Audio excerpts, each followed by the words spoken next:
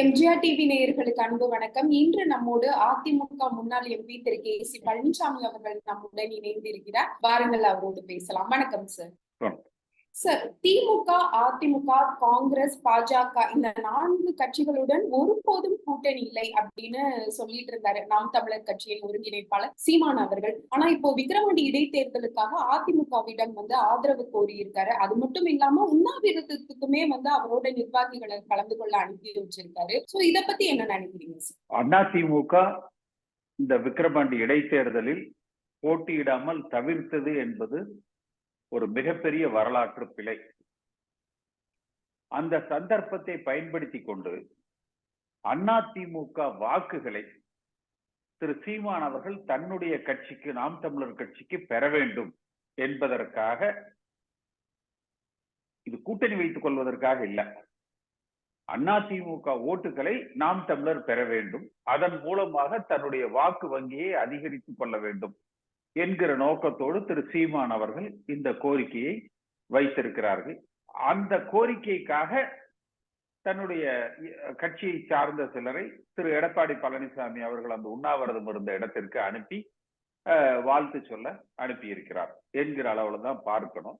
ஆனா திரு எடப்பாடி பழனிசாமி அவர்கள் சீமானுக்கு ஆதரவு இல்லை என்பதை தெளிவா பதிலாக அப்பொழுதே கூறியிருக்கிறார் என்றதை நம்ம பார்ப்போம். சரி, இப்போ சீமான் அவர்கள் என்ன சொல்றாருன்னா, நம்ம எல்லாருடைய நோக்கமுமே திமுகவை ஒழிக்கிறதா, எதிர்க்கிறதா அப்படிங்கிறப்போ எப்ப இருந்தாலுமே அதிமுக தொண்டர்கள் யாரோ ஒருவருக்கு ஓட்டு போட்டுதான் ஆகணும். அப்ப சீமான் அவர்களும் அதை தானே பண்றாரு. சோ அதனால என்ன பிரச்சனை இருக்கு? எல்லாருடைய நோக்கமும் திமுகவை எதிர்ப்பது மட்டுமல்ல, ஆளுகிற கட்சியாக அதிமுக வர வேண்டும் என்பதுதான் பிரதானமான முயற்சி.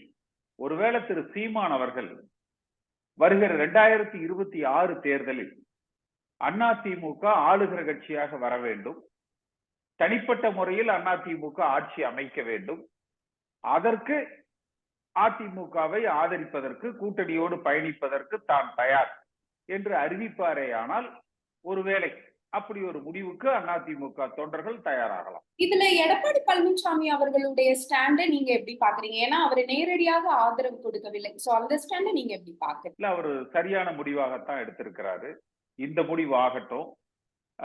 இந்த விஷ சாராய நடவடிக்கைக்காக இப்ப சமீபத்தில் அவர் அந்த கள்ளக்குறிச்சி சென்று வந்தது, சட்டமன்றத்துல குரல் கொடுத்தது, நேற்றைய உண்ணாவிரதம் வரை ஓரளவுக்கு சரியாகத்தான் ஒரு எதிர்கட்சி அரசியலை கையில் எடுத்திருக்கார் என்றுதான் நம்ம பார்க்கணும். இப்படி புரிஞ்சுக்கலாமா சார்? திமுக அதிமுகவை தவிர்த்து விட்டு தமிழ்நாட்டுல அரசியல் செய்ய முடியாது அப்படின்னு சீமான் அவர்கள் புரிஞ்சுக்கிட்டாரு அப்படின்னு நம்ம புரிஞ்சுக்கலாம். இல்ல, நிச்சயமா சீமான் தான் முதலமைச்சராக தன்னுடைய கட்சி ஆளுகிற கட்சியாக வர வேண்டும் என்கிற முயற்சியில தான் அவர் பயணிக்கிறார். இந்த முறை அதிமுக அங்கு போட்டியிடாத காரணத்தினால யாரேனும் ஒருவருக்கு அந்த வாக்குகள் செல்லலாம். அது தனக்கு, தன்னுடைய கட்சிக்கு கிடைத்தால் தன்னுடைய வாக்கு வங்கி சதவீதத்தை அதிகரித்துக் கொள்ளலாம் என்கிற அந்த ஒற்றை புள்ளிக்காக வைக்கப்பட்ட கோரிக்கையாகத்தான் நம்ம பார்க்கணும். சார், நீங்களும் பார்த்திருப்பீங்க, விக்கிரவாண்டியில பிரச்சாரங்கள்லாம் ரொம்ப பரபரப்பா போய்கிட்டு இருக்கு. இப்போ அது மட்டும் இல்லாம இந்த கள்ளச்சாராய விவகாரம் தமிழ்நாட்டை உலுக்கி இருக்கு அப்படின்னும் நம்ம ஒத்துக்கணும். சோ இந்த விவகாரத்தை பெரிய ஒரு ஆயுதமா பிரச்சாரத்துல யூஸ் பண்ணிருக்கலாம். இந்த ஒரு விஷயத்த அதிமுக கோட்டை விட்டுட்டாங்க அப்படிங்கறத நீங்க என்ன நினைக்கிறீங்களா? நிச்சயமா அதுதான் நான் சொன்னேன். விக்கிரவாண்டியில போட்டியிடாத அதிமுக என்கிற அந்த முடிவு ஒரு வரலாற்று பிழை. ஆனா அதே சமயத்துல சட்டமன்றத்துல முதல் நாள் திரு எடப்பாடி பழனிசாமி குரல் கொடுத்தது சரி, அந்த கள்ளக்குறிச்சி விஷசாராயத்துக்கு அவர் சென்று வந்தது சரி, நேற்று உண்ணாவிரதம் இருந்ததும் சரி, பாராட்டுக்குரிய எதிர்கட்சி அரசியலை அவர் கையில் எடுத்திருக்கிறார். ஆனால் ஒரு சட்டமன்றம் நடக்கிற பொழுது ஒரு 10 நாட்கள் நடக்குது. 10 நாட்களுக்கும் அந்த ஒற்றை பிரச்சனையை பற்றி மட்டுமே பேசிக்கொண்டு இருக்கிற பொழுது, இப்ப இன்றைக்கெல்லாம் பாருங்க, நீட் விவகாரத்துல திமுக ஒரு ஏக மனதாக ஒரு தீர்மானத்தை நிறைவேற்றி அவர்கள் மத்திய அரசாங்கத்துக்கு அனுப்புறாங்க. இது போல இந்த கடந்த சில நாட்களாக பல விவாதங்கள் சட்டமன்றத்துல அதிமுக இல்லாம அது நடந்திருக்கு. சட்டமன்றத்துக்கு வெளியில எல்லோருமே பேசலாம். ஆனால் சட்டமன்றத்துக்கு உள்ள பேசுகிற உரிமை பெற்றவர்கள் சட்டமன்ற உறுப்பினர் மட்டுமே. அப்ப முதல் நாள், இரண்டாவது நாள் சரி, நேற்று உண்ணாவிரதம் கூட சரி. ஆனால் அதற்கு பிறகு இந்த சட்டமன்ற கூட்டத்தொடரில் கலந்து கொண்டு இந்த அரசாங்கத்தினுடைய தவறுகளை, நீட் விவகாரம் ஆகட்டும், மற்ற துறைகள் ஆகட்டும், இந்த அரசாங்கத்தினுடைய செயல்பாடுகள் சென்ற சட்டமன்றத்தில் இருந்து இந்த சட்டமன்றம் வரை, அல்லது இந்த நாடாளுமன்ற தேர்தல் சமீபத்தில் நடந்து முடிந்திருக்கிறது, இந்த அரசாங்கத்தினுடைய தவறுகளை, ஃபெயிலியோர், அதாவது அவர்கள் செய்ய தவறியதை குறித்து வலிமையாக எடுத்து சொல்லுகிற அந்த வாய்ப்பை திரு எடப்பாடி பழனிசாமி தவற விட்டு இருக்கிறார். அது சரியான அணுகுமுறை இல்லை என்றுதான் நம்ம பார்க்கணும். அப்ப சபாநாயகர் அவர்களுடைய செயல்பாடு சரிதான் நினைக்கிறீங்களா சார்? ஏன்னா கூட்டத்தொடர் முழுவதுமே அதிமுக எம்எல்ஏக்களை சஸ்பெண்ட் பண்ணியிருக்காங்க. அவருடைய செயல்பாடு அப்ப சரிதான்? இல்ல, அது தவறு.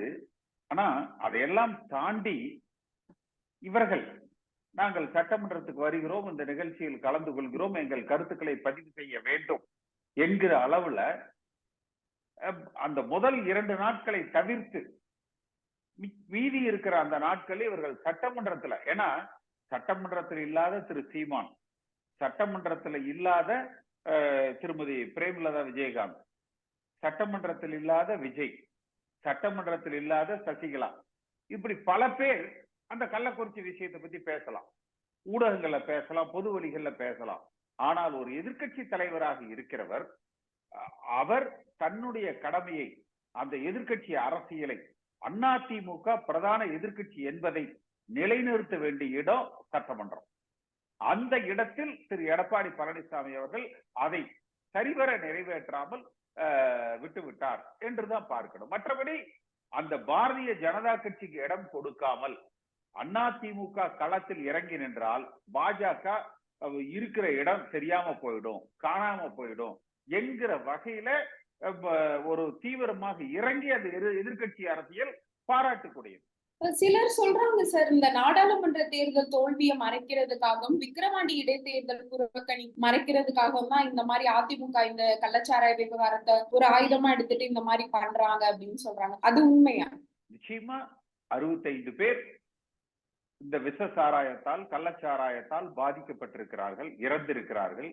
இன்னும் பல பேர் மருத்துவமனையில் இருக்கிறார்கள் என்பது ஒரு கவலைக்குரிய விஷயம்.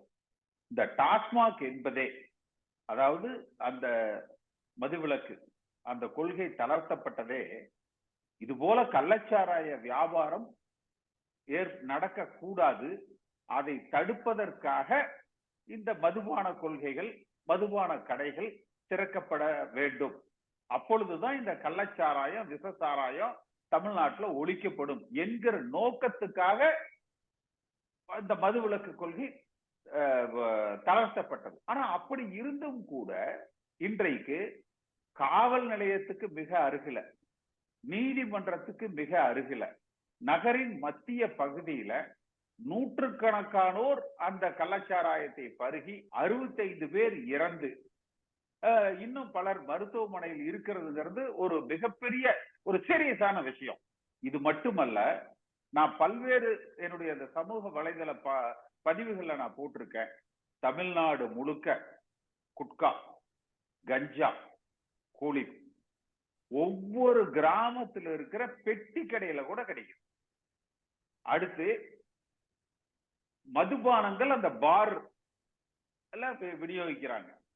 அது இல்லாம கிராமத்துல இருக்கிற பலசரக்கு கடைகள்ல கூட, மறுபடியும் பெட்டி கடைகள்ல கூட அந்த மது விற்பனை என்பது மிக தாராளமயமாக்கப்பட்டிருக்கிறது. சமீபத்தில் கூட பார்த்திருப்பீங்க, திருப்பூர்ல ஒரு பத்திரிகையாளர் இந்த மது விற்பனை பற்றி பேசியவர், நியூஸ் 7 அந்த ரிப்போர்ட்டர் தாக்கப்படுகிறார். அந்த மதுபான விற்பனையாளர்களால தாக்கப்படுகிறார். அப்ப தமிழ்நாடு முழுக்க ஒரு மிகப்பெரிய ஒரு மாஃபியா கும்பல் இதை நடத்தி கொண்டு இருக்கிறார்கள். அதனால இதை ஒரு சாதாரண விஷயம் என்று கடந்து போய்விட முடியாது. இன்னுமே இதை ஒரு தீவிரம் காட்டி இருக்கணும். ஆனால் ஒரு தன்னால் இயன்ற வரை இந்த பிரச்சனைக்கு அதிமுக குரல் கொடுத்திருக்கிறது என்றுதான் பார்க்கணும். சார், நீங்க சமீபத்துல எடப்பாடி பழனிசாமி அவர்கள் மீது ஒரு வழக்கு தொடர்ந்திருக்கீங்க. என் மீது அவதூறு பரப்புகிறார் அப்படிங்கிற மாதிரி. அது சம்பந்தமான செய்திகளையும் பார்க்க நேரிட்டுச்சு. சோ கோர்ட் என்ன சொல்லுது சார்? இந்த வருகிற 6ஆம் தேதி அன்றைக்கு அதனுடைய விசாரணைக்கு நீதிமன்றம் உத்தரவிட்டிருக்கிறது. திரு எடப்பாடி பழனிசாமி அவர்கள் இதற்கு முன்பு ஜெயலலிதா அம்மா காலத்துல என்ன கட்சி விட்டு நீக்கி இருக்காங்க, நீக்கி விட்டார்கள். அதற்கு பிறகு நான் கட்சியிலேயே இல்ல. திரு OPS அவர்களோடு 2017 தான் அதிமுகல இணைஞ்சேன் என்கிற அந்த கருத்தை சொன்னாரு. அதுக்கு சென்னையில ஜார்ஜ் டவுன் நீதிமன்றத்துல நான் ஒரு வழக்கு பதிவு செய்திருந்தேன். அது சென்னை உயர் நீதிமன்றத்துல அந்த வழக்கு விசாரணை நடக்கிற பொழுது திரு எடப்பாடி பழனிசாமி அவர்களுக்கு 3 வாய்ப்புகள் கொடுத்தாங்க. ஜெயலலிதா அம்மா என்னை கட்சியை விட்டு நீக்கினதுக்கு உண்டான ஆதாரத்தை கொடுங்க. முதல் வாய்தா, 2வது வாய்தா, 3வது வாய்தா கொடுத்தாங்க. அப்படி எந்த ஆதாரத்தையும் எடப்பாடி பழனிசாமி அவர்களால கொடுக்க முடியல. அந்த வழக்கு உச்ச நீதிமன்றத்துல நிலுவையில் இருக்கு.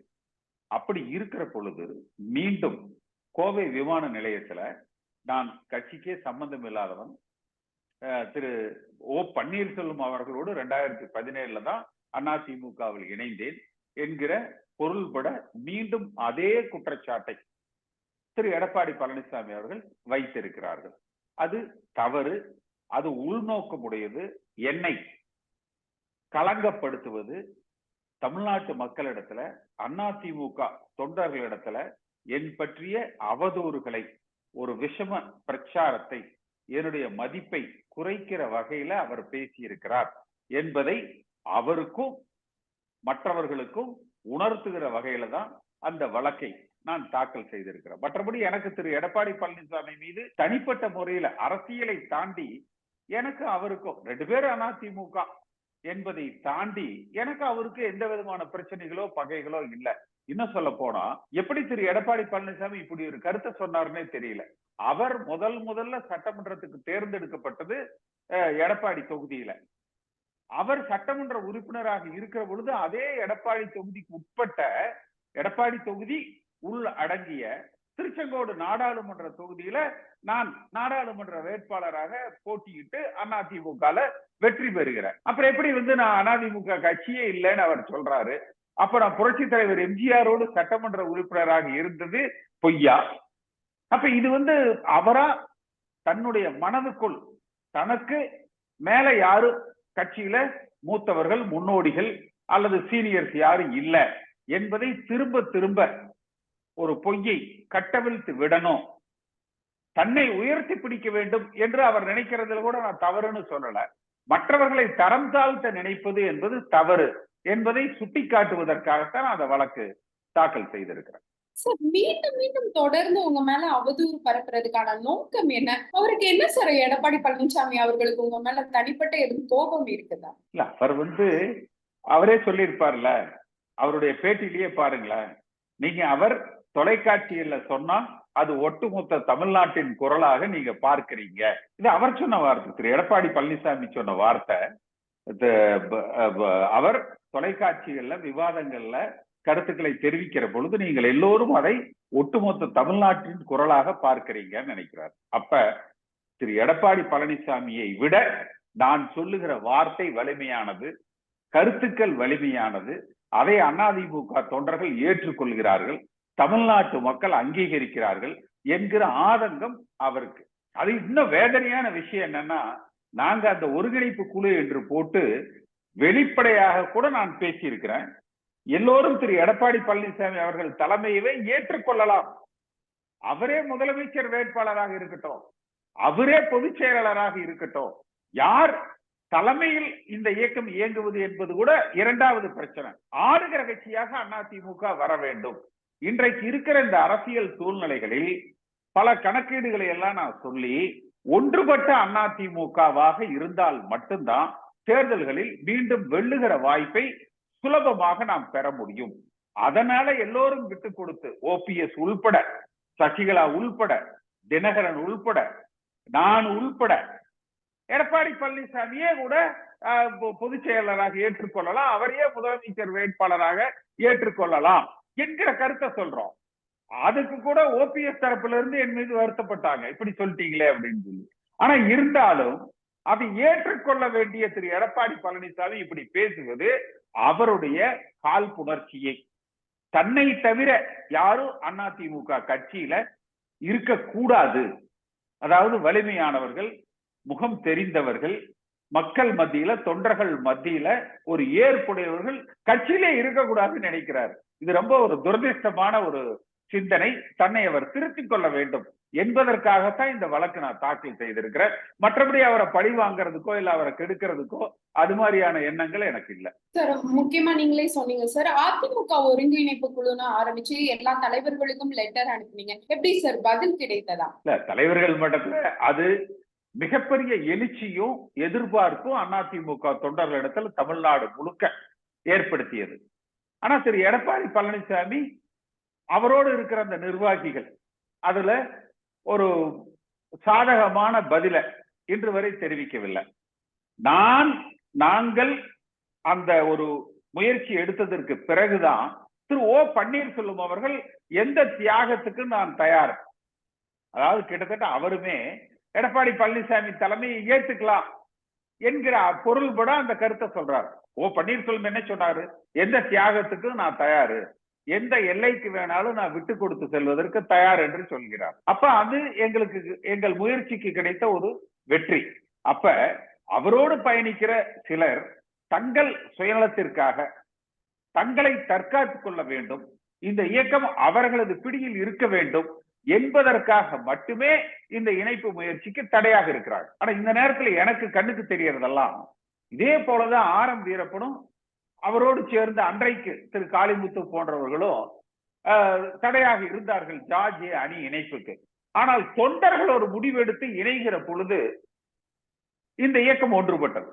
அதே ஒரு இணைப்பு ஒன்றுபட்ட அதிமுக நிச்சயமாக வருகிற சட்டமன்ற தேர்தலுக்கு முன்பாக உருவாகும் என்கிற நம்பிக்கை எனக்கு இருக்கிறது. சார், அப்போ நீங்க சொல்றத பார்த்தா எடப்பாடி பழனிசாமி அவர்கள் தலைமையை ஏற்றுக்கொள்ள எல்லாருமே தயாரா இருக்கிற மாதிரி தெரியுதே சார். சசிகலா அவர்கள், ஓபிஎஸ் அவர்கள், டிடிவி தினகரன் அவர்கள், நீங்களும் எல்லாருமே அப்ப தயாரா இருக்காங்களா சார்? அதுக்கு எடப்பாடி பழனிசாமி தயாரா இல்ல. என்ன பயம்? இந்த கமலஹாசன் ஒரு படத்துல சொல்லுவார்ல, நின்னா பயம் நடந்தா பயம், எது எங்க ஏன்னா அவருக்கு என்னன்னா அவர் மாதிரியே யாராவது கவுத்துருவாங்களோ என்கிற அந்த பயம் அவருக்கு. அவர் பயப்படுறாரு, மற்றவர்களுக்கு அதுல பயம் இல்ல. ஏன்னா மற்றவர்களுக்கு பெரிய எதிர்பார்ப்புகளோ எதுவும் இல்ல.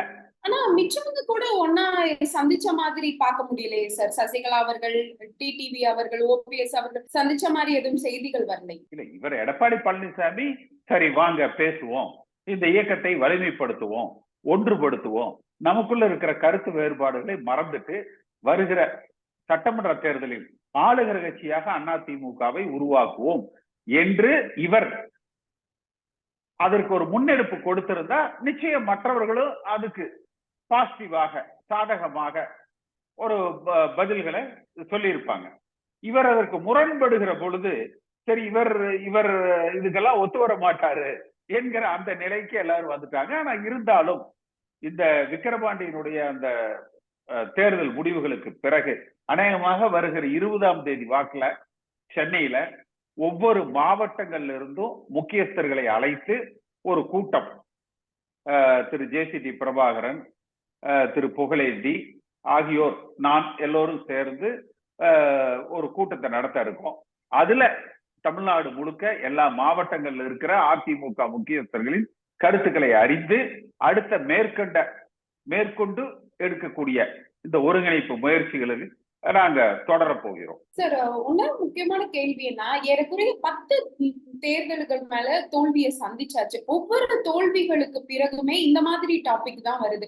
தோல்விக்கு பொறுப்பேற்று எடப்பாடி பழனிசாமி அவர்கள் பதவி விலகணும், அதிமுக ஒன்றிணையும். இந்த 2 டாபிக் வர்ற போதெல்லாம் 10 நாட்களும் அது இருக்கு. அதுக்கப்புறம் மறுபடியும் அது ஒரு சாஃப்டாவே எடப்பாடி பழனிசாமி அவர்கள் கீழே மறுபடியும் கட்சி போகுது, மறுபடியும் அவங்க தேர்தலை சந்திக்காங்க. இப்படியே போய்கிட்டு இருக்கு. இது எடப்பாடி பழனிசாமி அவர்கள் தலைமையில இருக்கிறதுனாலதான் இது இவ்வளவு கஷ்டமா இருக்கும் இப்படி கொண்டுட்டு வர்றதுக்கு. அவர் இந்த இயக்கத்தை வலிமைப்படுத்துவதற்கு முயற்சிக்காமல் இருக்கிறார் என்பதால. ஆனா மற்ற இதற்கு முன்பு இருந்த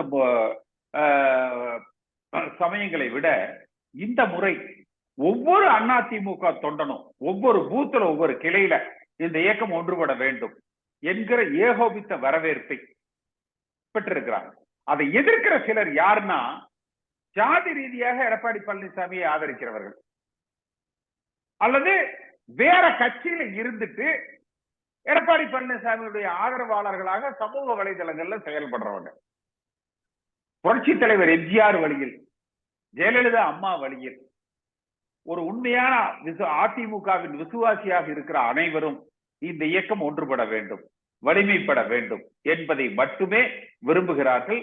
ஆளுகிற கட்சியாக அதிமுக வருகிற சட்டமன்ற தேர்தலில் உருவெடுக்க வேண்டும் என்பதை மட்டுமே விரும்புகிறார்.